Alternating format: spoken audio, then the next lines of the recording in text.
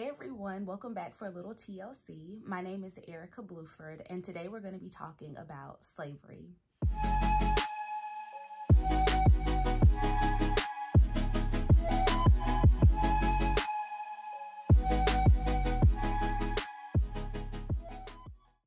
With so much going on in the world and with Juneteenth coming up, I've really been thinking a lot about slavery, and I wanted to talk about it. Particularly two questions: are we really free? And if not, is that God's fault? So I'm going to get into those, and I want y'all to bear with me. This has been very difficult for me to even grapple with as I consider all the things that have been going on in America for the last couple of months and really the last couple of years, decades, centuries. It can be a bit burdensome, and so I'm just going to get right into it. With respect to the first question, are we really free? If you use your context clues, then you would probably know that my answer to that is no, because if it were yes, this would be a very short video and I wouldn't have to get into the second portion. There's a quote that James Baldwin has from a little over 50 years ago, I believe, that says, "To look at the United States today is enough to make prophets and angels weep. This is not the land of the free. This is only very unwillingly and sporadically the home of the brave." Like I said, that quote was from over 50 years ago, but it's still very relevant even today.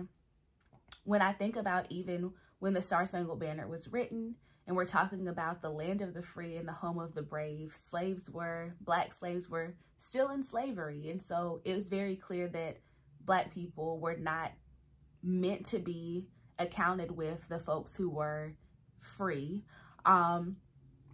I believe that if this quote is still relevant today, then that means that there's a lot of progress that needs to be made towards freedom.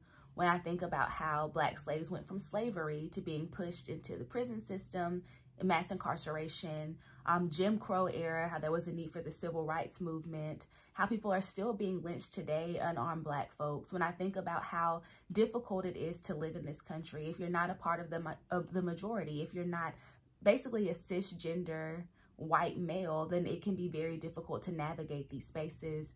Racism is built into every institution in the United States. And it's even more difficult if your identities intersect. So don't let you be Black and also transgender, or don't let you not be on the gender binary at all, but be gender non-conforming. It's very hard for you to navigate. People basically live in fear, not because of anything that they've done, but just because of who they are, fundamental parts of themselves that cannot change.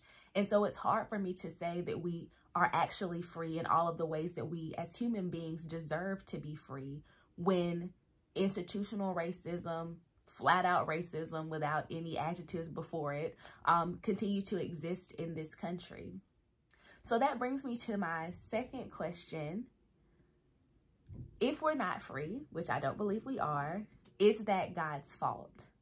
I was on Twitter the other day and I saw a conversation that went something like a girl saying, or a woman saying, y'all know God sees you when you're in the self-checkout line, right?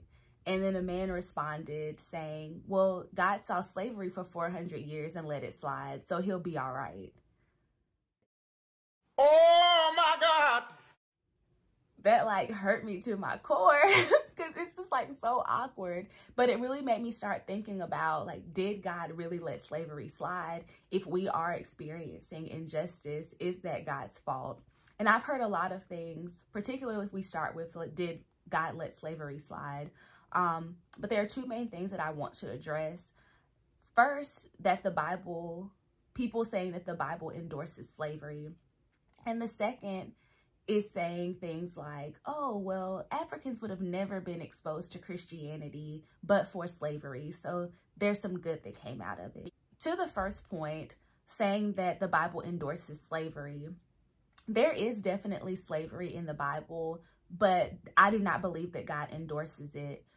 In Leviticus, the Lord gave rules for how slaves should be treated, and I don't think that there is a need for rules if something is just okay off the jump. My pastor often says that we create rules and we create boundaries once we realize that something is going wrong, or once we realize that something actually is wrong. And it doesn't matter if somebody has been doing something for hundreds or thousands of years. we create boundaries around it once we realize that something is wrong. And so I believe that the Lord having rules around slavery, how folks should be treated, when they should be released, and things of that nature, shows that slavery is not something that God endorsed. If anything, it shows that humans were going to do whatever they wanted to do, and God wanted to place some boundaries around it. And I definitely believe that some people take slavery to a whole other level. For example, chattel slavery in the United States of America. The second thing that I would like to address is people saying that, you know, good came out of slavery because Africans were exposed to, Christianity. That is just like total crap. Please stop saying it. I don't know why we tend to think in America that everything begins and ends with us, but there are historical accounts of Christianity being in Africa and other countries with people of color way before colonization, way before white people decided they were going to go over there and snatch all these people up. So please stop saying that BS. It's not accurate, and we can't justify injustice because some good came out of it. So no, I do not believe that God endorses slavery.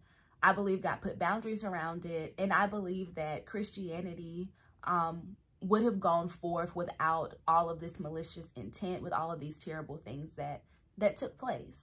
And I'll be honest with y'all, I have asked the Lord why he didn't strike down all of the slave owners, just like take them all out of here. Like they're clearly horrible people. So as I asked myself these questions, I had to come to the realization that, number one, I don't have a monopoly on God. And so I had to be willing to acknowledge and accept that God isn't just for me, but God also might be for the slave owners. There are historical accounts of slave owners paying tithes, showing that they at least believed in the promises of God, even if they did have a distorted view of Christianity, and placed that distorted view on the slaves to make them obedient. Even if we don't always do what is right with Christianity, I had to at least acknowledge that I don't have a monopoly on God, and that God sent Jesus for everybody. The second thing that I had to acknowledge is I'm not sure that I would want to serve a God who struck me down every time I did anything wrong. I wouldn't still be here, and I'm sure most of you wouldn't be here either. And so I'm thankful to serve a God who is gracious and who is merciful, and I wouldn't even still be around if I was struck down anytime I did something wrong. And the third thing that I thought about, which kind of hurt me a little bit, was what does it say about my character if the only reason why I act right is because I believe that some higher power is looking at me at all times and I don't want to be struck down. That doesn't mean that I'm a good human being. It just means that I'm living in constant fear. And that means that I'm trash. That's the only reason why I'm acting right. And I think that's really what it boils down to, that human beings are trash. It has nothing to do with God and His grace and God's grace and mercy. It has everything to do with human beings being trash. There is an encounter that's been written down from Billy Graham where someone asked him, you know, if God is real, then why is there so much evil in the world? And Billy Graham responded, there's a lot of soap, so why are there so many dirty people in the world? Just like with soap, Christianity and God's principles have to be applied for them to be effective. And I think that that's really true. And I think further than that, when we're using this soap, when we're using Christianity, are we even using it effectively? Are we using it in the right way? Are we putting our hands under the water under warm water for 20 seconds or more and actually rubbing the soap in, trying to get nice and clean? Or are we just picking certain scriptures out of the Bible completely out of context and trying to say that this is the law and this is what everyone should be following? We have to be constantly asking God to renew our hearts and minds so that we'll actually be living according to Christian principles and not just saying one thing and doing something completely different. So the bottom line is, no, I don't think that God is responsible for slavery, that God endorsed slavery, that God let it slide. I don't think that God is responsible for the lack of freedom that we experience now. I believe that God gives us guidelines for how we are supposed to live. And a lot of times we fall short on those. A lot of times we don't follow them at all. We might have immediate consequences, but I do believe that it's God's job to make sure that we are not finally condemned. Now, don't get me wrong. I do not want y'all to get it twisted. Just because I believe in a gracious God and a merciful God and I believe in forgiveness does not mean that I'm just saying brush all this under the rug, like let it go. Absolutely not. While I do believe that God's job is final vengeance, I fully and truly believe that we should do our part to hold people accountable. Here in the physical, we should not let anything slide. I don't believe that we should become oppressors ourselves. Like, I'm always baffled in the Bible when I see or I hear about the Israelites who were in bondage in Egypt all that time. And then when they came out, God had to give them rules about how they should treat their slaves. It just like blows my mind. But I do believe that we should speak out when things are wrong. I believe that we should hold people accountable. I'm still waiting for my reparations, especially now that I know that we have all this money because of those stimulus checks that went out during coronavirus. I believe that people should be compensated when things are done wrong to them. And I think that's especially true in our country where the system has and continues to fall short for those who it's supposed to protect, or at least who we say it's supposed to protect, even if it wasn't built to protect certain people. Marginalized folks, people who are not a part of the majority, deserve to receive compensation for the discrimination and the hurt and the racism that they have experienced over decades and centuries. And I know I personally will not stop fighting for justice. I will continue to speak out about things that are wrong because I'm a Black woman. So I have to be able to speak out about these things. It is my right to hold people accountable. It is my right to speak out about these things, especially when the people who are doing the harm proclaim to be Christians. So that's all I got. No, I do not think God let slavery slide. If anything, I think that we're trying to let it slide by trying to tell people to just brush it under the rug and just let's move on. And no, you can be held accountable for the wrongs that have been done. At least acknowledge the wrong that has been done. So let me know what you all think. Do you think that we're free? Do you think that it's God's fault? Should God strike everybody down anytime an injustice happens? What should our role be in all of this? I really look forward to seeing you all's comments because this was really, really hard for me. So yeah, hopefully I will see you all next week for a little TLC. Bye-bye. You may write me down in history with your bitter, twisted lies.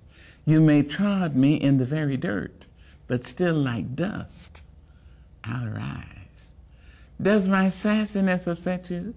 Why are you beset with gloom just 'cause I walk as if I have oil wells pumping in my living room?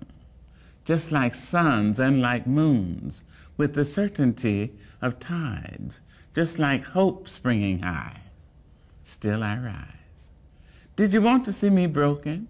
Bowed head and lowered eyes, shoulders falling down like teardrops, weakened by my soulful cries. Does my sassiness upset you? Don't take it so hard just 'cause I laugh. As if I have gold mines digging in my own backyard. You can shoot me with your words. You can cut me with your lies. You can kill me with your hatefulness. But just like life, I'll rise. Does my sexiness offend you? Oh, does it come as a surprise that I dance as if I have diamonds at the meeting of my thighs? Out of the huts of history's shame I rise. Up from a past rooted in pain I rise. A black ocean leaping and wide, welling and swelling, I bear in the tide. Leaving behind nights of terror and fear, I rise. Into a daybreak miraculously clear, I rise. Bringing the gifts that my ancestors gave. I am the hope and the dream of the slave. And so, naturally,